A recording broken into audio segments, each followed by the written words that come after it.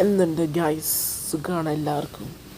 ഇത് 2 ദിവസം മുന്നേ നടന്ന മോർണിംഗിലെ കാര്യങ്ങളാണ്. ഞാൻ പോസ്റ്റ് ചെയ്യാൻ താമസിച്ചു പോയി, സോറി.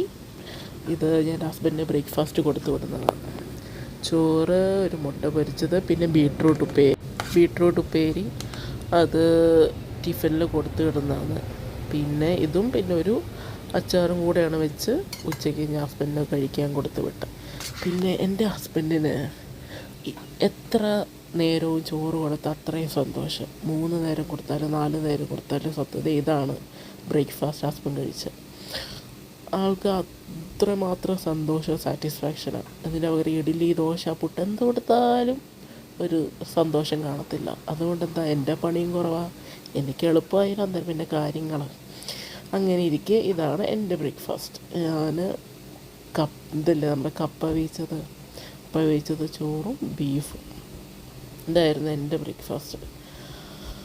അങ്ങനെ ഹസ്ബൻഡ് പോയുടനെ ഞാൻ എൻ്റെ ബ്രേക്ക്ഫാസ്റ്റ് കഴിച്ച്, പിന്നെ ഇതിൻ്റെ ഉച്ചക്കത്തെ ചോറാണ്. ഉച്ചക്കത്തെ ഞാൻ നമ്മുടെ ചിക്കൻ കറിയും കുറച്ച് ക്യാബേജും പരിപ്പും തോരൻ, അത് നിങ്ങളുടെ അവിടെ വെക്കുമോയെന്നറിയില്ല, അത് ചോറിട്ട് ഇളക്കി ഞാൻ കഴിക്കുന്നു.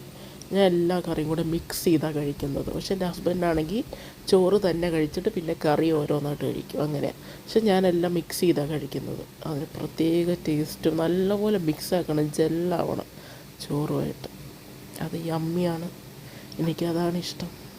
പിന്നെ നിങ്ങളെല്ലാവരെയും നിങ്ങളുടെ ഫുഡും ബ്രേക്ക്ഫാസ്റ്റും ലഞ്ചും എല്ലാം കഴിച്ചെന്ന് ഞാൻ വിശ്വസിക്കുന്നു.